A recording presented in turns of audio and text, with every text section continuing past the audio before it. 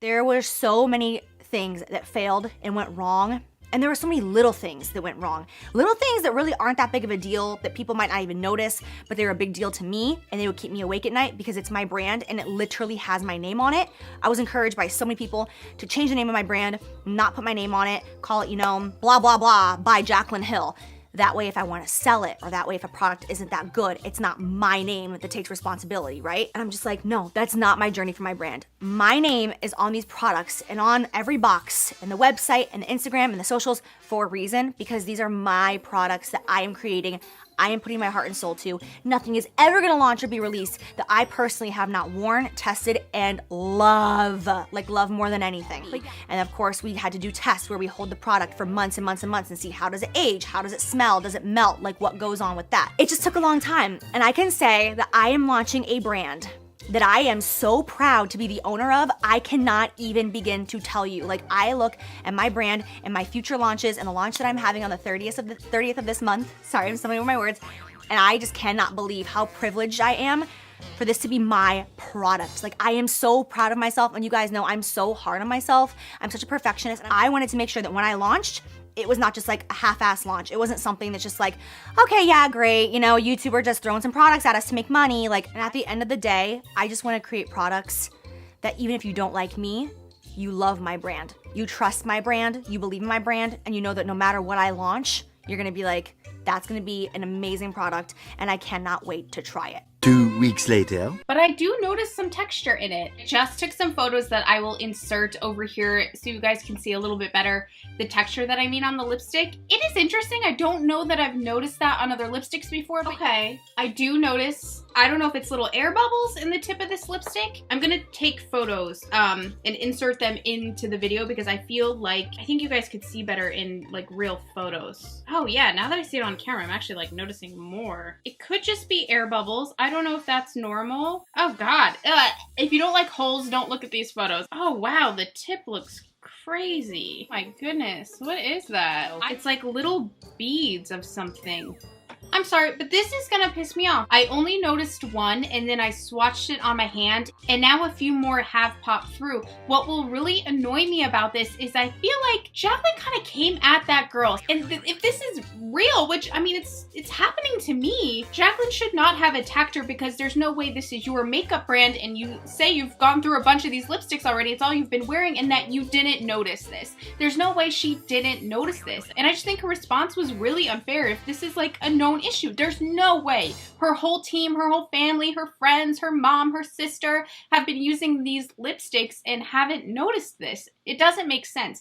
Hello, welcome back to my channel. Today's video is going to be about two topics in one, however they fall under the same umbrella, which is the ongoing drama surrounding Jaclyn Cosmetics. I know you probably saw this in your notifications and you're thinking, another Jaclyn Hill video? Really, Allie? I know, I'm sick of talking about her too. However, not only is there no drama currently going on worth talking about on my channel, but this is a very big deal in the beauty community and it doesn't seem like it will be slowing down anytime soon. With that said, today I will of course be elaborating on the theory that these lipsticks are expired due to a gem that was recently unearthed on Twitter by one of the members of the Viper Chicks. This is a collective who did the series on Jaclyn Hill that I always link down below in any and all videos pertaining to Jaclyn and the drama that she is involved in. I will be discussing some batch code discrepancies with her lipsticks and how Jaclyn Hill is possibly breaking the law with how she is handling them. It was tough deciding what to talk about first since I usually work my way back to the hotter tea towards the middle and end of my videos. However, the tea in this video is scalding, so I had to flip a coin to choose. So when my coin landed on heads, I have to talk about batch codes first. Now, I did reach out to several people to talk about batch codes because I was lost on this, especially since someone who knows about cosmetics development sent me a DM last night about something off-putting with the batch codes displayed at the bottom of all of her lipsticks.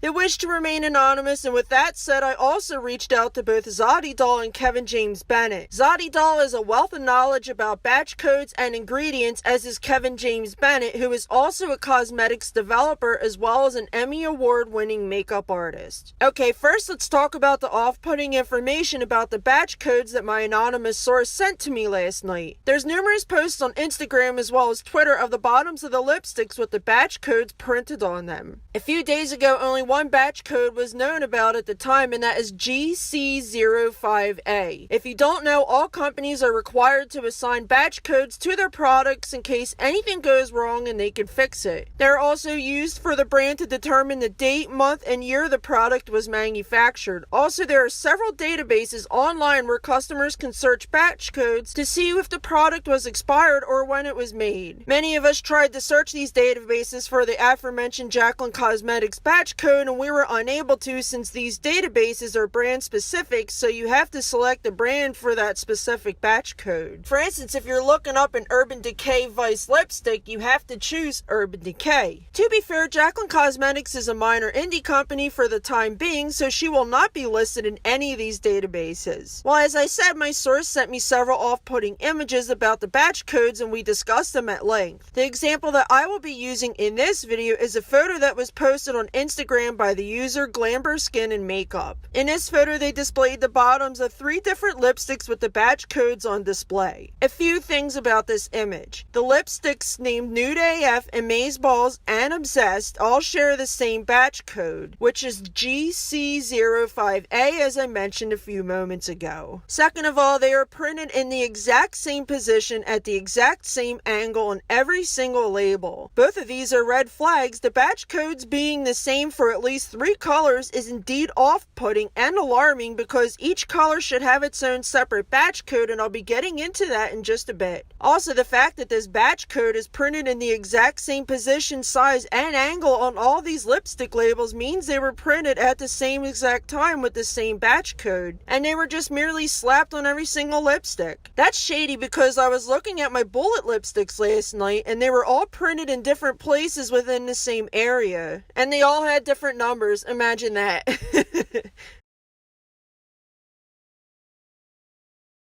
It's also shady that the same code is being used for all her lipsticks too. The reason every product should have its own batch code, because let's say the shade Nude AF was grainy AF and Amazeballs was lumpy and Obsessed had little black holes in it. This way the company can look up the products by their corresponding batch code, recall them, and analyze the issue so that they can fix everything. How the hell are you going to label 20 lipsticks with only one stinking code if something like this goes wrong? You'll be spending all day long looking through all these lipsticks to make sure you have all the correct ones so that a bad one does not slip through the cracks yet again when you finally fix the issues and place them back on the market.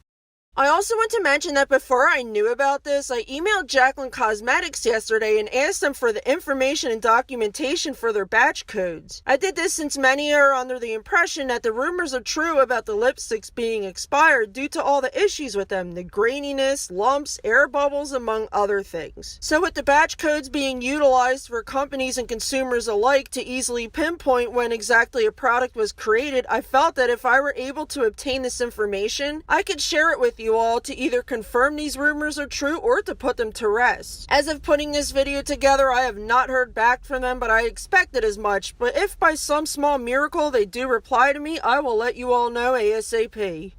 Anyway, if you remember almost a year ago when there was at least a dozen issues with the Morphe vault, also with Jaclyn Hill's name on it, there was a huge discrepancy about the batch codes due to the quote-unquote new vaults having batch code stickers slapped over the old ones, which many people were under the impression that Morphe did not fix these vault palettes at all, and that they merely printed up new batch codes and slapped them on the palettes to give customers the impression that they were getting new products.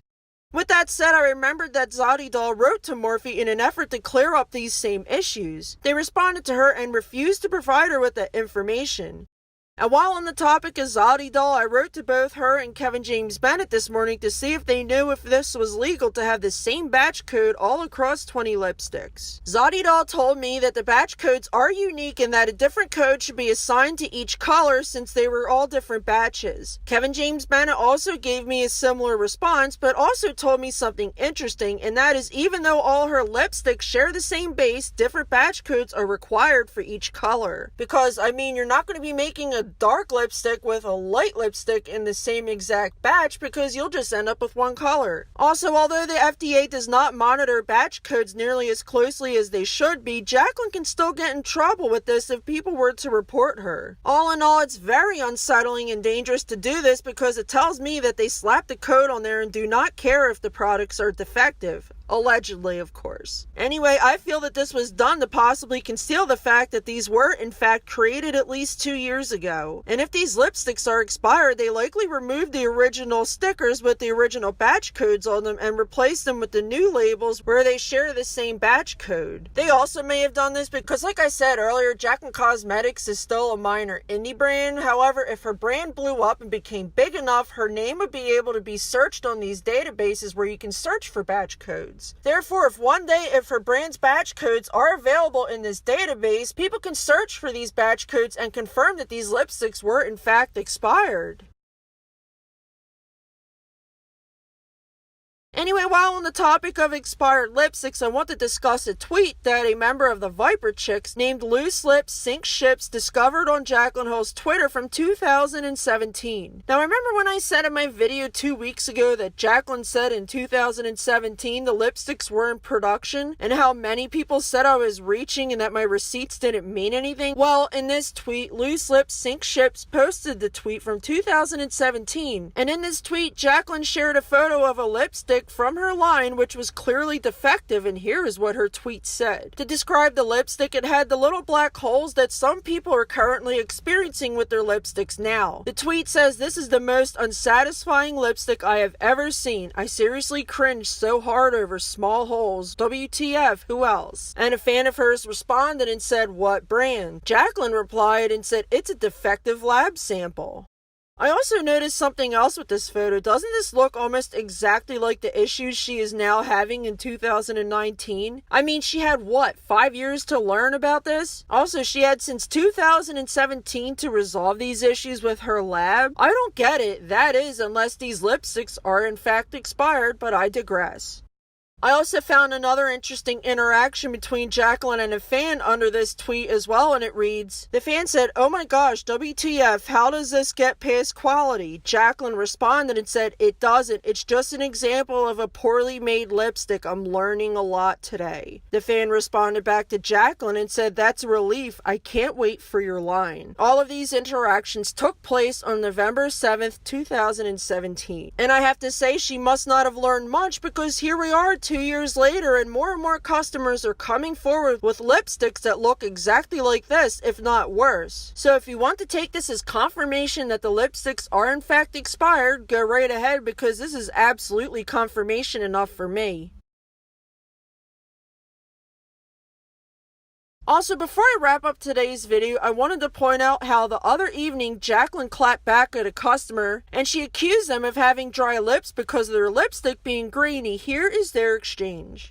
This person wrote, "Why is my Jaclyn Cosmetics decaf lipstick lumpy? Jaclyn Hill, this can't be okay, right?" And then she attached a photo of her lipstick in fact being lumpy. Jaclyn responded and said, "You posted swatches 2 days ago loving the lipsticks. Now you're wondering why it's lumpy? It's obvious the lipstick is used and not fresh from the factory. Like any other lipstick, if you use it over any other products, have dry lips, etc., things like this can happen." You know, I'm going to interrupt here for a second. I have never once in my life had this happen to me with a lipstick. But anyway, she responded to someone else and said, "I did not clap back at all. I wasn't even upset by it, but I have a lot of experience with lipsticks and I know my product very well. So I think I should be allowed to defend it and talk about it openly just like everyone else. I wasn't rude or mean at all." Are you sure about that, Jaclyn? Because that was pretty rude to me. And also, really blaming a customer for your bad lipstick when these issues were seen on your own Twitter, as I just displayed back in 2017? Of course, Jaclyn deleted all of the above tweets, and her stans went on the attack to defend their queen Jaclyn, where they harassed this person to the point where they also deleted their tweets. There are so many people getting defective lipsticks. I guess they all have dry, crusty lips too? I don't think so. Well, now that you no longer have Morphe, Becca, or Makeup Geek to blame when things go wrong, you might as well blame the customer, since taking responsibility for all of this seems to not be an option for you. Anyway, that's it for this video. As always, let me know what you think of all this information down below. Thank you for watching, take care, and I will see you all soon.